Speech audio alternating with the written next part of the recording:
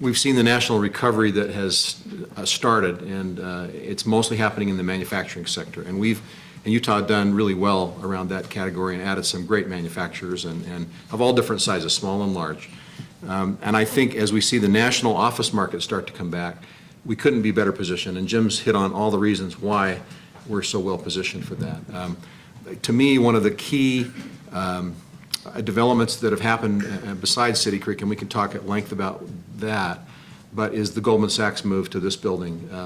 That sends a signal across the country to say, here's a national player that has chosen, they've been in Utah for a long time, they have a history, they can speak to that, and now to make this major commitment to a very large expansion of their operation is pretty remarkable. We heard them say just a few months ago in this very building to say, in New York City, when they're making a decision about where are we going to put this next new operation in the company, the decision is not New York City, it's Salt Lake City. And you walk into their headquarters building in Manhattan and you see on the wall the clocks, you know how they have the different time zones around the world. They've got New York and Paris and Bangalore and Tokyo and Salt Lake City.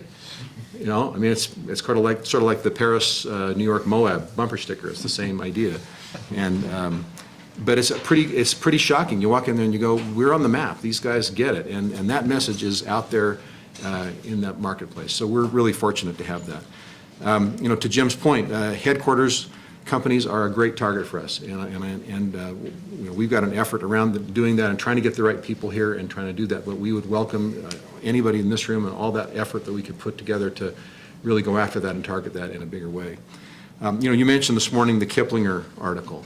I hope everybody in the room understands the significance of that. It's the #5 ranked, the 5th best city in the country that's positioned for the next decade. Not where we've been, but where we're going. And these rankings, we kind of read them, and you know, many of you in the news media kind of say, oh yeah, that's all fine and good. But trust me, their business people read these, and this is stuff that we get, our phone rings when this kind of stuff happens, and it really makes a difference when we get that all to happen. So in terms of what we're seeing on a bigger picture level, you know, we thought the world would come to an end when Lehman Brothers went broke in 2008. We thought, well, we might as well just close the doors. Economic development is over. We'll just walk away from all this. And the reverse has been true. We have got more activity in our office than we've ever had in our history. 335 qualified project leads that we're working on of one kind or another. 155 of those are active that we're working on once every 30 days.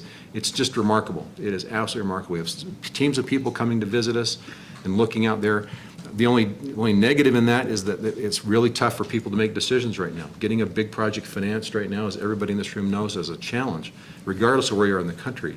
The interesting news in that is there's some new innovative financial instruments coming forward, and private equity that's out on the market that wasn't there 2 or 3 years ago, which is frankly probably healthy to get that out there. And that's just starting to emerge and making a difference in the projects that are out there. So we're looking for some good things to happen.